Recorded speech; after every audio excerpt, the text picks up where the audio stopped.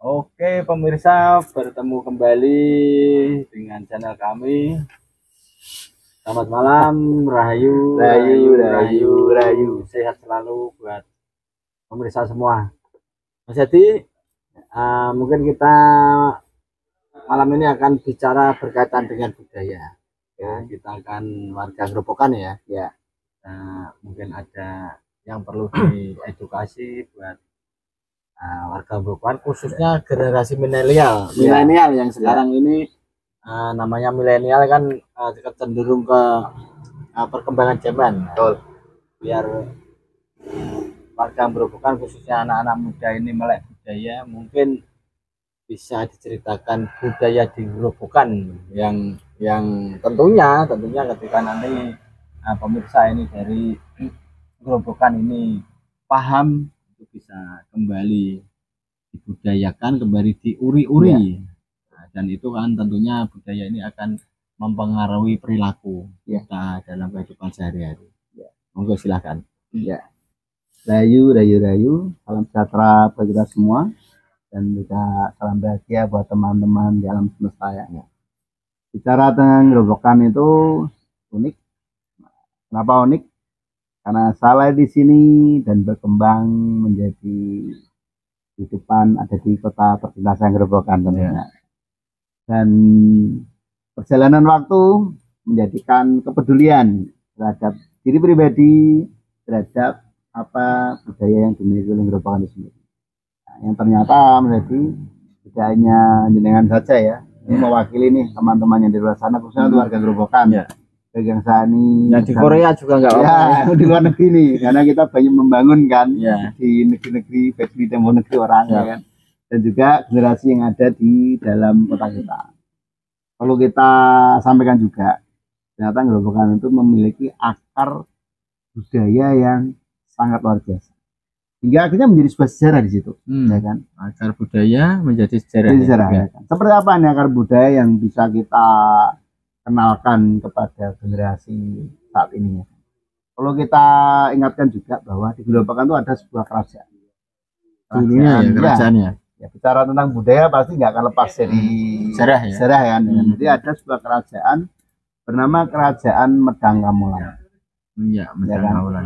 Dan Medang Kamolan di Gerobokan ini bisa ditelusuri nanti ya. Ada sebuah desa, letaknya di Desa Banjarjo, Kecamatan Gabus, Kabupaten Gerobokan, atau lebihnya 60 km arah timur perbatasan dengan Kabupaten Blora.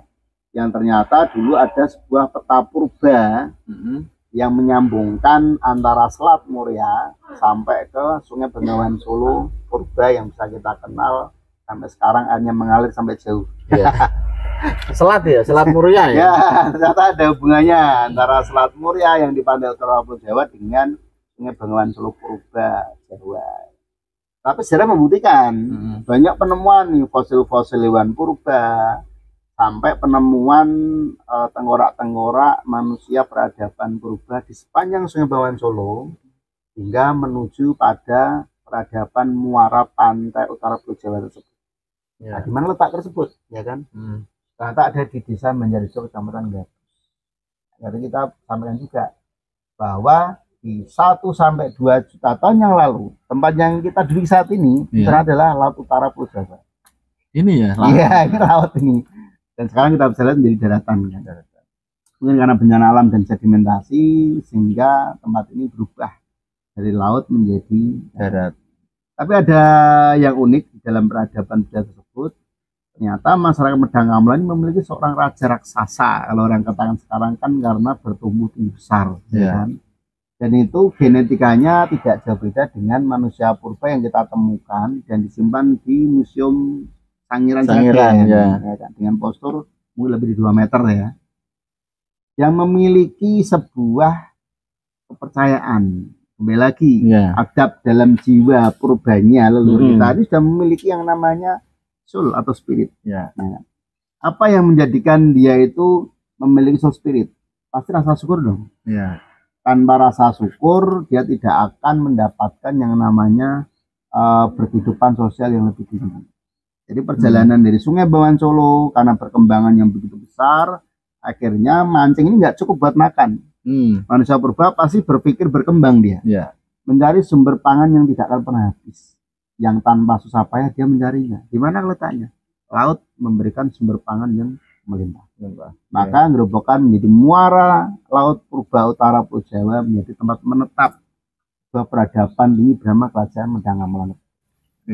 Raja pertamanya bernama Prabu Dewoto Cengkar. Itu kalau tidak salah yang makan manusia itu ya? Kalau sekarang mungkin berkembang seperti itu ya. Tapi kita jelaskan lebih detail. Siap. Masyarakat kita ini lebih melek budaya. Ya. Karena beliau ini memiliki postur-postur yang tubuh gede-gede seperti halnya manusia purba pada umumnya waktu itu, tetapi sudah memiliki namanya nilai spirit luhur terhadap sang penciptanya. Karena waktu yang menuntun dia mencapai peradaban tersebut. Beliau ini karena diberi sumber makan lewat laut yang tidak pernah habis, maka dia berusul kepada siapa di situ? Dia menyembah Dewa Surya atau Dewa Matahari. Karena dengan Dewa Matahari dia mampu menghitung bagaimana perputaran angin muson barat timur untuk melaut. Sehingga dia memiliki spirit bahwa yang memberi saya kehidupan adalah Dewa Surya yang mengatur cuaca. Sehingga melakukan namanya adat ritual memberi persembahan kepada para dewa. Tapi di sini perlu kita luruskan kembali ya. Bila mana manusia itu tidak memiliki adab untuk berperilaku yang baik, tidak akan menciptakan tata pemerintahan di situ. Ya kan? Apalagi makan orang. Pakai logika yang lebih dalam ya. Kalau kira-kira Pak Jokowi makan orang, kita mau hidup di mana sekarang? Pasti cari tempat yang aman dong. Ya kan? Bagaimana rajanya waktu itu memiliki spirit makan orang terus menjadi peradaban yang besar? Ini nggak nyambung dalam peradaban kultur budaya khususnya Jawa yang penuh dengan nilai-nilai luhur, andap asor, toto kromo, itu dari dulu sudah diajarkan lewat adat masing-masing. Tetapi di dalam berspiritual, mereka memiliki kepercayaan mengekspresikan bagaimana jiwa syukur terhadap Gustine atau sang penciptanya ini menggunakan tata cara. Lepas dari dimakan atau tidak, kebetulan kita kan tidak menyaksikannya. Anggap aja ini adalah proses ritual aja lah, ya kan? Mungkin memberikan persembahan-persembahan pada para dewa seperti halnya peradaban suku-suku Maya Inka yang bisa kita lihat di belahan dunia lain. Karena yang namanya budaya itu pasti nyambung studinya, ya kan? Mungkin bisa jadi mengorbankan sesuatu kepada para dewa itu, atau mungkin bahkan sampai manusia kita pun juga nggak tahu karena belum menemukan fosil prosesi persembahan. Tapi yang jelas tujuannya tujuan baik ya. Tujuannya baik. Ya, karena tujuan untuk menyelamatkan, memberi kemakmuran kepada gitu. Dan di dalam termasuk negara kita utang itu kan tujuannya baik toh. Tujuannya buat mensejahterakan rakyat. Betul. Meskipun ada beberapa yang untuk persembahan sendiri. Nah, singkat cerita Pak Edi, ini dari peradaban Mendangamelan tersebut ya kan, yang notabene hanya tersentral pada salah satu kepercayaan ya, bahwa leluhur itu mempercayai antara alam, manusia dan Tuhan ini adalah ketiga hal komponen yang tidak bisa dilepaskan. Ya kan? Alam, manusia dan Tuhan itu sendiri. Ya kan?